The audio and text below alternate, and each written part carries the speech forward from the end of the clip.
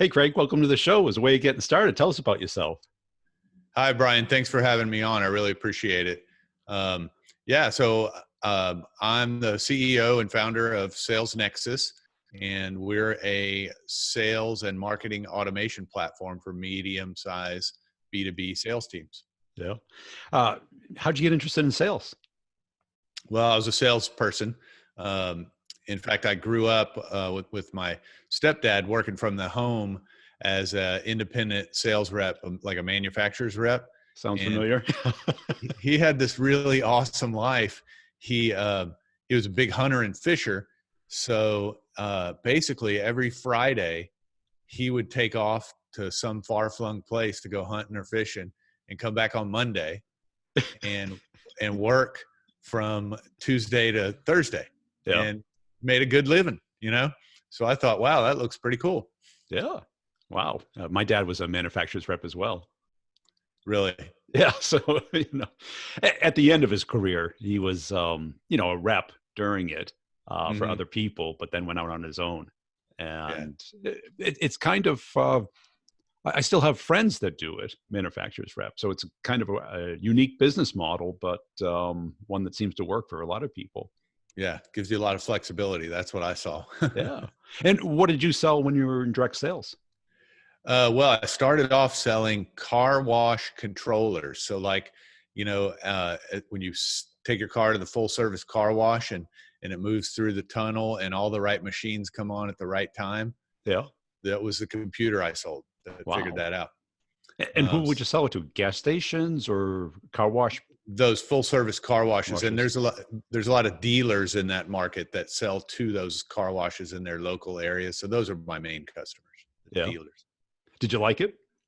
Yeah, it was great. I got the same benefit that my stepdad got. I got to work from home. I had a lot of flexibility. I would get up early in the morning. The guy I worked for taught me really well. He taught me how to smile and dial and how to just get focused on it, be good at it, and be effective. So I could get up in the morning, have my coffee, start making my calls, and heck, by noon, I was done. The only thing I had to do in the afternoon was processing any orders I had taken and, paperwork and stuff like that. And did really well and liked it. Yeah, cool. And what was the impetus to start your own gig, your own company? Well, long story short, I did well with that and then ended up getting hooked up with a software company in the energy business here in Houston. It was a startup that had this really unique software that we were selling to oil and gas exploration companies. So now I go from selling to these, car wash dealers or pretty small mom and pop businesses to selling $1 million software packages to, $1 billion corporations, right? A whole different deal. Yes. So a lot of learning there, but ended up doing pretty well with it. And we grew. I hired salespeople, and we ended up needing a tool to keep track of things, right? Make sure we were staying in touch with the right people at all these oil companies, very complex sales cycle with lots of influencers and all that. And so we were using ACT way back when, that was kind of the granddaddy of these kind of things back then. It was great, but then we merged with a competitor and I inherited this far-flung sales team where some of them were out of Denver, where our corporate headquarters is in Houston. Some of them work from home and other places, and keeping them all synced up in the same ACT database was a real nightmare. Yeah. So, and this was right when Salesforce had just come on the market. They were brand new. And so we thought, wow, that sounds perfect for us.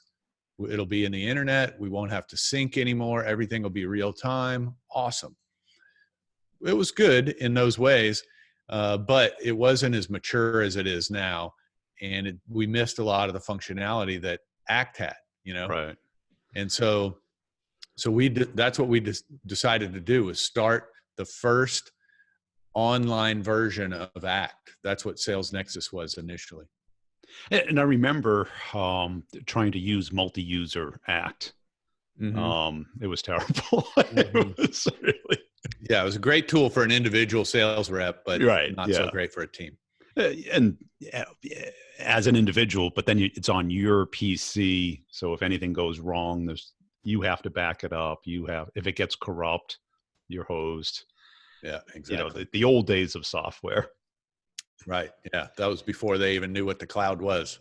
Yeah.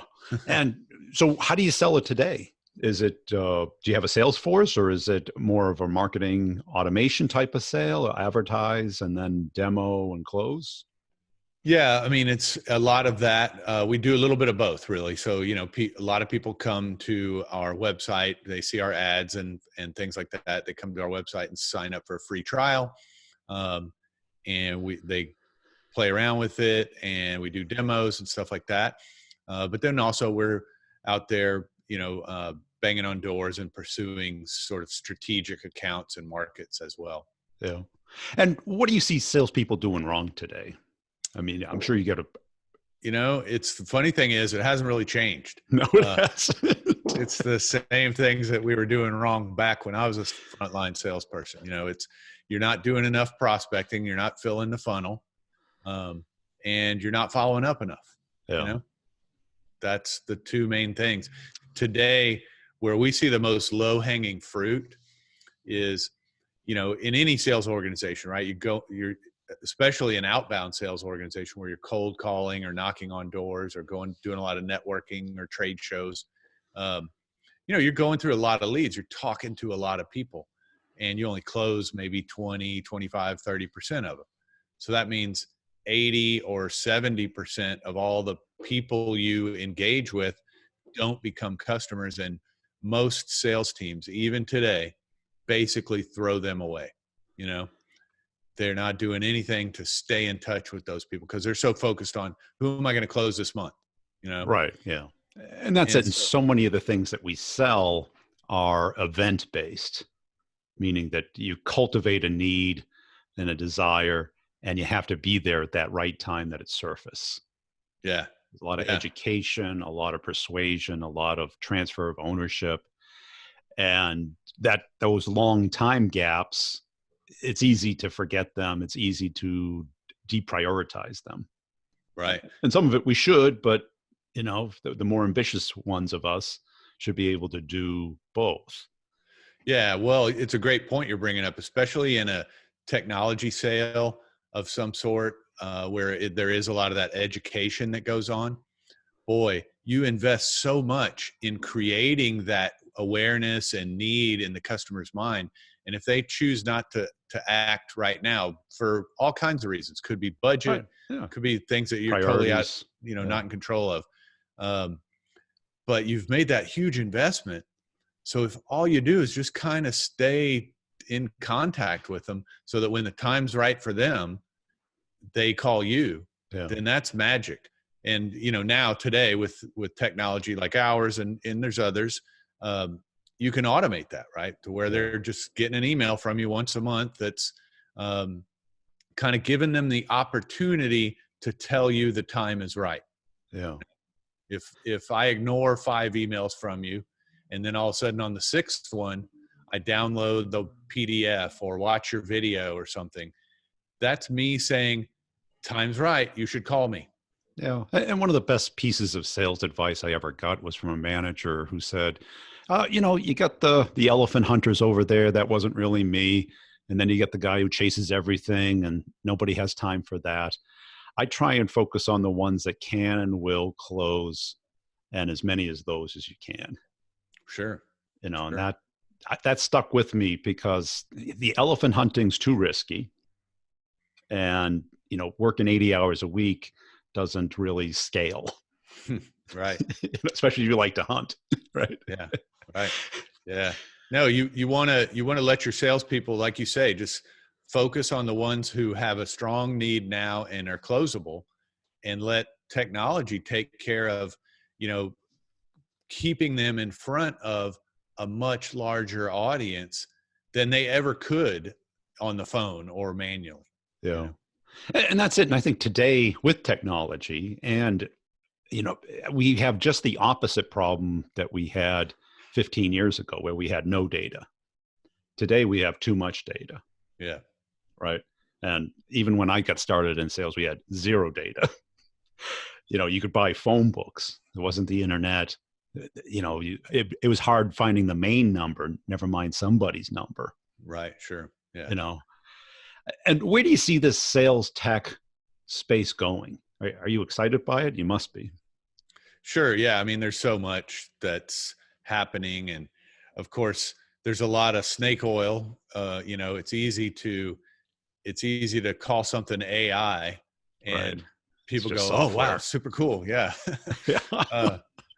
I mean, for me, it's always been about, I want to help salespeople be better salespeople, be better at actually building relationships with real people, and do a better job of helping those people get what they need.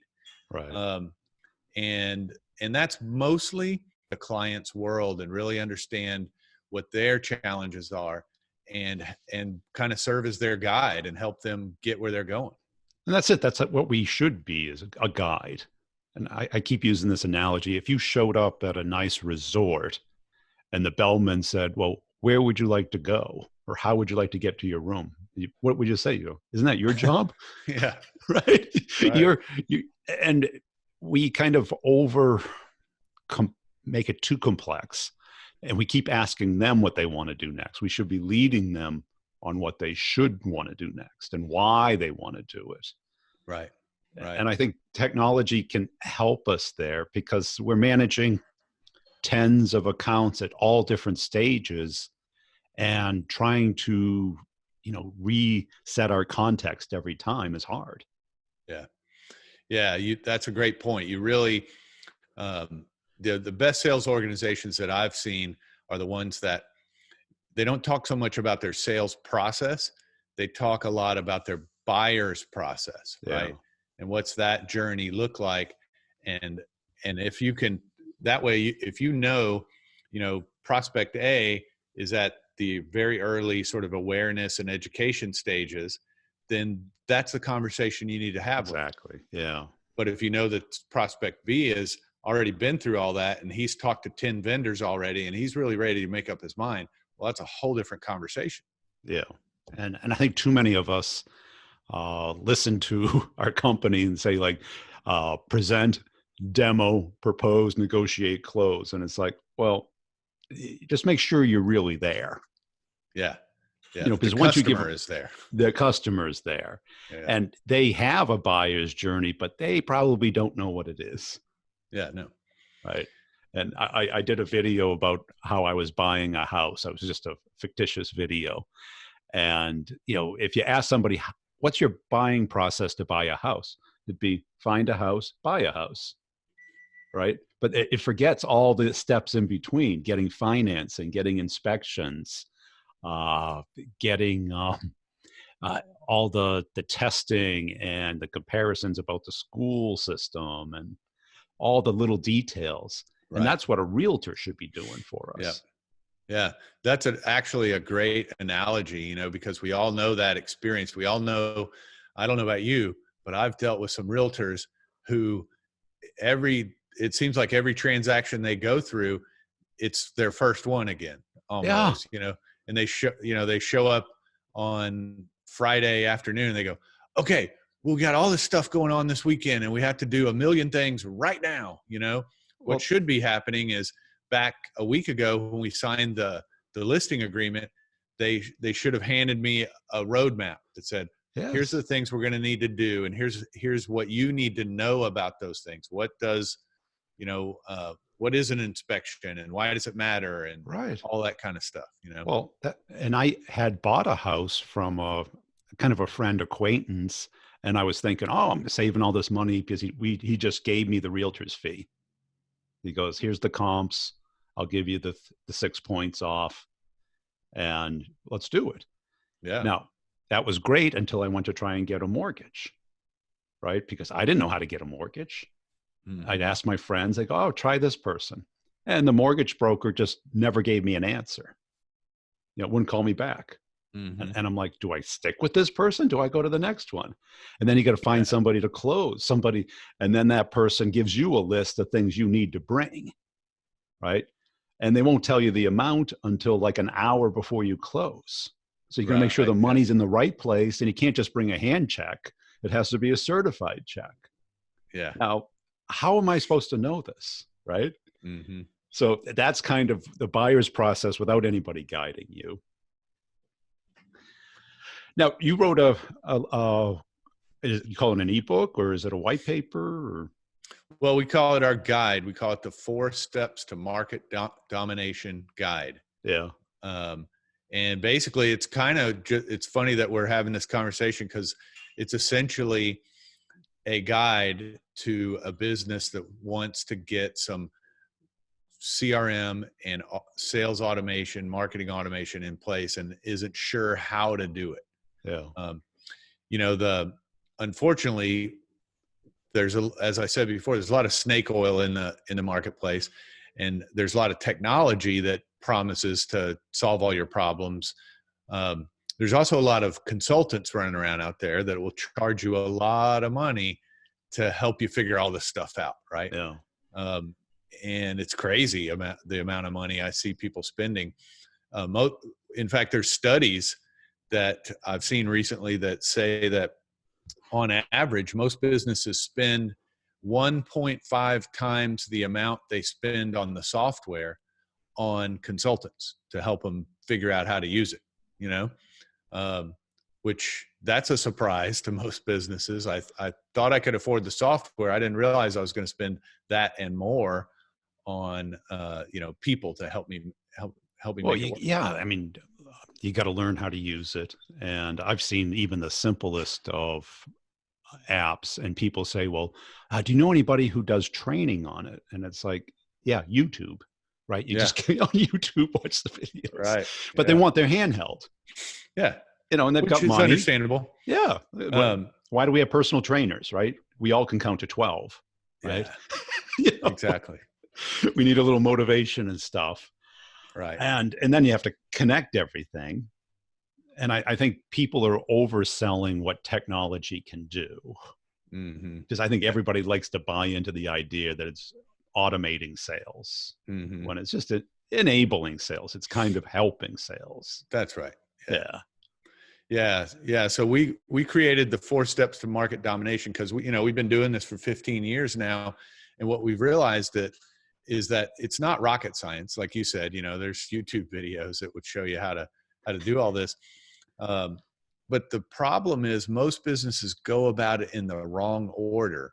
And by doing that, they make a mess for themselves. Yeah. It's funny that we keep talking about houses and real estate because that's the analogy we use. If you're building a house, you got to start with the foundation. Right.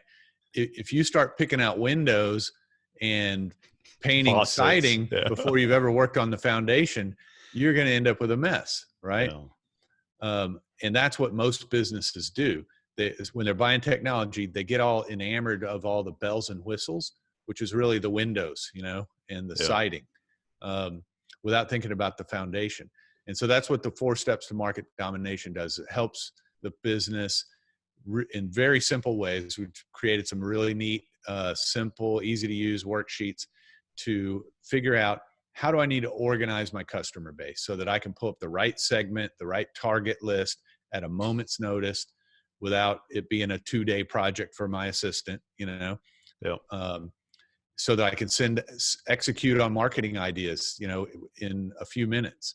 So I can run the right report that's going to help me manage the sales team and manage my marketing, that kind of thing. So you got to figure that out first. And then you want to build the system around that. When you start loading in your customers from your accounting system or from your sales guy's iPhone or whatever, you want to load them in there so that they're organized in those ways that you just went through setting up. Right. Yeah. And then once you've done that, then you start worrying about all the siding and the windows and stuff, which would be the emails and automated campaigns to stay in touch with all your cold leads and past customers and things like that. That's really important. And it's what we usually see is a business that does this right and just gets to the point where all they do is send out 2 emails every month to all of their past leads, the cold leads that they're not selling to right now. If that's all you do, in 4 to 5 months, you're going to see a 15 to 20% increase in sales, just because you're going to get an email in front of somebody who you talked to 6 months ago, and all of a sudden the time's right for them. And they're going to call you and say, hey, I'm ready. And what should be in those emails? It shouldn't be a pitch. It should be a piece of content that's solving a particular problem that people like them have. Yeah, that's a great question. And that's the key ingredient. And that's in the 4 steps to market domination, by the way. There's a neat little worksheet to help you write emails like this. But it's really simple, especially for anybody like you who's really studied selling, or anybody that's ever read a book about consultative selling. You know, they always talk about finding the customer's pain, right? Yeah. Knowing what is it that's going wrong in their life that they need to fix right now. So you just got to figure out what are those 3 or 4 most common pains that your customers have that you can help them with. Yeah. And then you're going to write an email that says, hey, do you have insert your pain here? Right. If so, I wrote a quick little blog post, 3 tips for fixing this pain or reducing costs on this or whatever that is.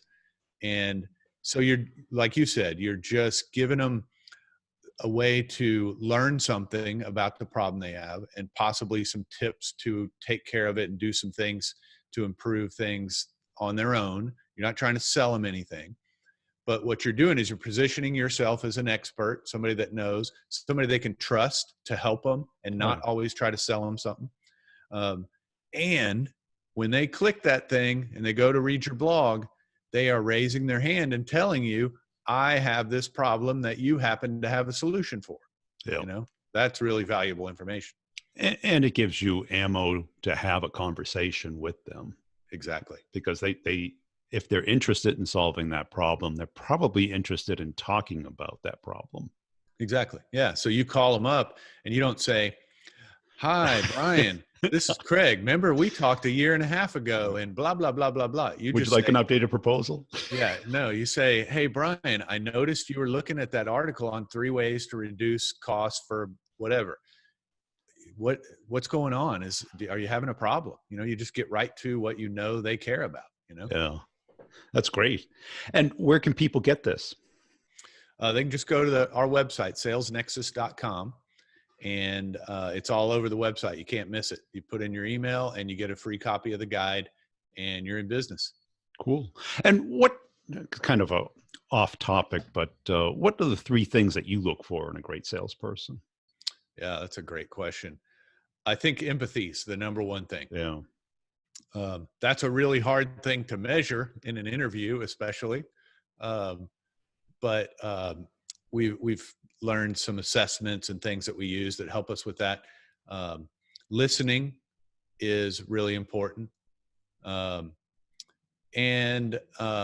just the ability to answer questions clearly without it turning into a sales pitch, right? Yeah.